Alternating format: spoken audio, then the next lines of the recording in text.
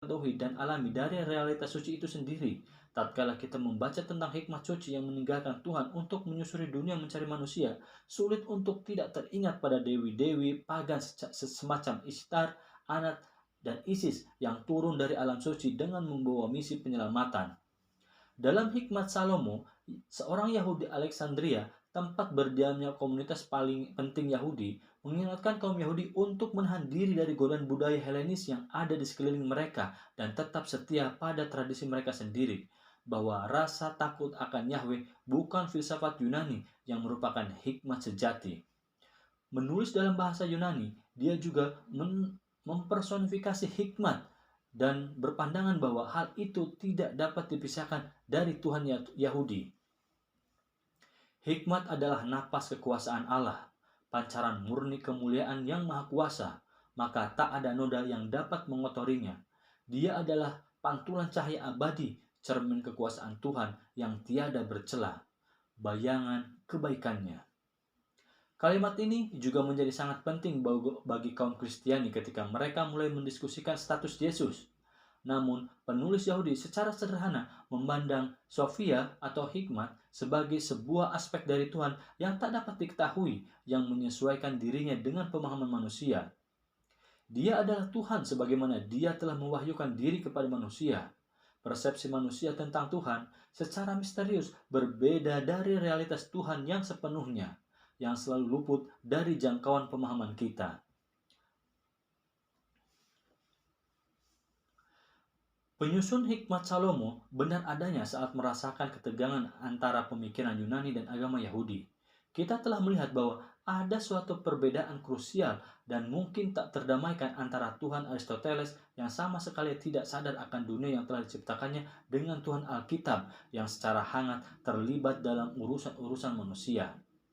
Tuhan Yunani bisa ditemukan oleh akal manusia, sedangkan Tuhan Alkitab hanya menampakkan diri melalui wahyu. Suatu jurang memisahkan Tuhan Yahudi dari dunia, namun orang Yunani percaya bahwa karunia akal membuat manusia serumpun dengan Tuhan. Mereka, oleh karena itu, bisa mencapainya dengan usaha mereka sendiri. Walaupun demikian, setiap kali kaum monoteis jatuh cinta kepada filsafat Yunani, maka tak pelak lagi mereka ingin mencoba mengadaptasikan konsepsi Tuhan Yunani dengan konsepsi Tuhan mereka sendiri. Ini akan menjadi salah satu tema pokok cerita kita. Salah satu orang pertama yang berupaya melakukan ini adalah filosof kenamaan Yahudi, Philo dari Alexandria. Philo adalah seorang Platonis dan memiliki reputasi gemilang sebagai filosof rasional pada zamannya.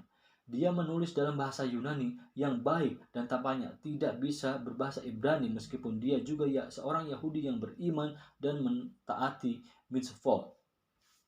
Dia tak melihat adanya perbedaan antara Tuhannya dengan Tuhan Yunani.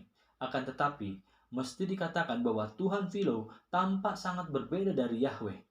Karena suatu hal, Philo tampaknya kurang senang dengan kitab-kitab sejarah Alkitab yang coba dia ubah menjadi kiasan-kiasan yang rumit. Aristoteles dapat diingat kembali memahami sejarah secara tidak filosofis. Tuhan yang tidak memiliki sifat-sifat manusia dalam konsepsi Aristoteles adalah tidak tepat, misalnya menyatakan bahwa Tuhan marah.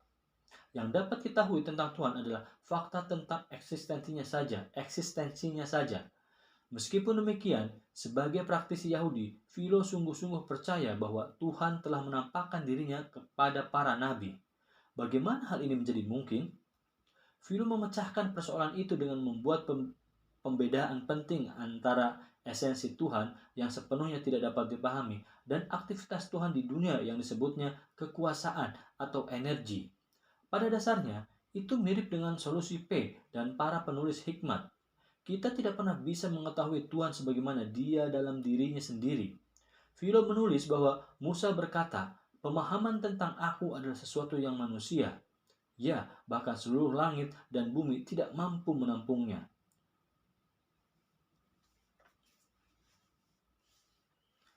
Untuk mengadaptasikan dirinya kepada kemampuan akal kita yang terbatas, Tuhan berkomunikasi melalui kekuasaannya, yang tampaknya sama dengan bentuk-bentuk suci Plato.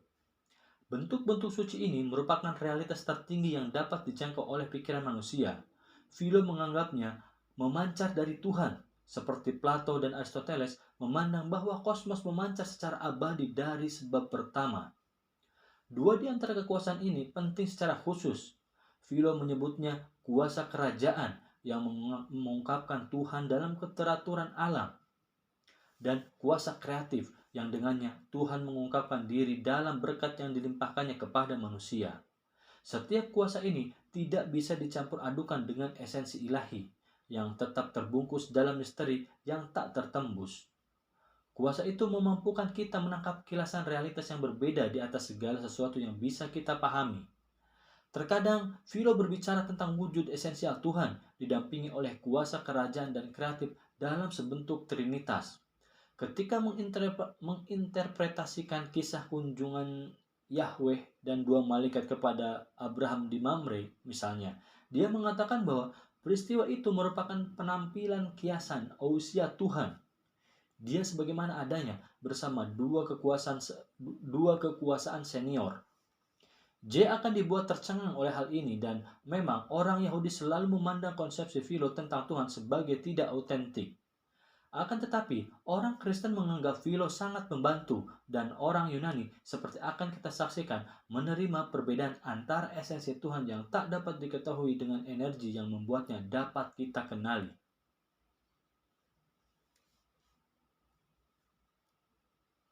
Mereka juga akan dipengaruhi oleh teorinya tentang logos ilahi. Seperti halnya para penulis hikmat, Philo membayangkan bahwa Tuhan telah membentuk sebuah rancangan dasar atau logos penciptaan yang bersesuaian dengan alam bentuk-bentuk Plato. Sekali lagi, Philo tidak selalu konsisten. Kadangkala dia menyatakan bahwa logos adalah salah satu dari kuasa itu. Pada saat lain, dia tampaknya berpendapat bahwa logos lebih tinggi, yakni sebagai ide tertinggi tentang Tuhan yang bisa dicapai oleh manusia. Namun demikian, ketika kita berkontemplasi tentang logos, kita tidak membentuk pengetahuan positif tentang Tuhan. Kita tiba di luar jangkauan akal diskursif menuju pemahaman intuitif yang lebih tinggi daripada suatu cara berpikir, lebih berharga daripada sesuatu yang sekedar merupakan pikiran. Itu adalah aktivitas yang mirip dengan kontemplasi Plato, teoria. Philo bersikeras bahwa kita tak akan pernah mencapai Tuhan sebagaimana Dia dalam dirinya. Kebenaran tertinggi yang dapat kita jangkau adalah pengakuan tak terelakkan bahwa Tuhan benar-benar mentransendensi pikiran manusia. Ini tidak segamblang kedengarannya. Philo menggambarkan sebuah pengembaraan penuh kasih dan menyenangkan menuju yang tak diketahui, yang memberinya pembebasan dan energi kreatif.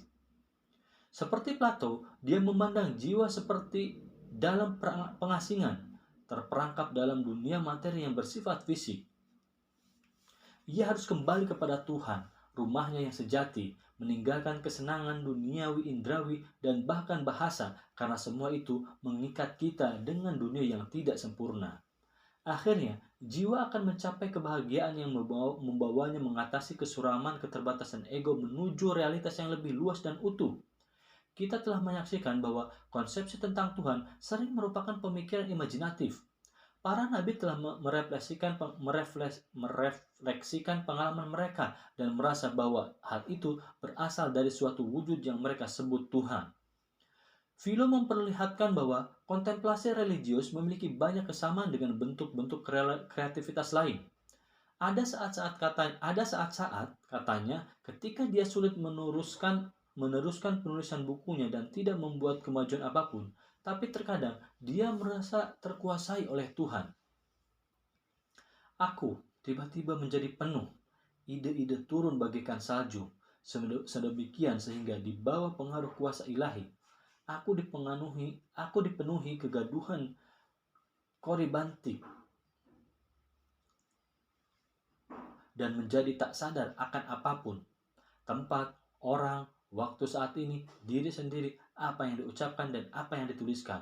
Karena aku memperoleh ekspresi, gagasan, kebahagiaan, hidup, pandangan tajam, kejelasan yang luar biasa atas objek-objek seperti yang mungkin terjadi lewat penglihatan mata yang sangat jernih. Segera setelah itu, tidak mungkin lagi bagi orang-orang Yahudi untuk mencapai sebuah sintesis dengan dunia Yunani. Pada tahun kematian Philo, terjadi pembunuhan sistematik atas komunitas Yahudi di Alexandria dan merebaknya ketakutan akan kebangkitan Yahudi. Ketika Romawi menegakkan imperium mereka di Afrika Utara dan Timur Tengah,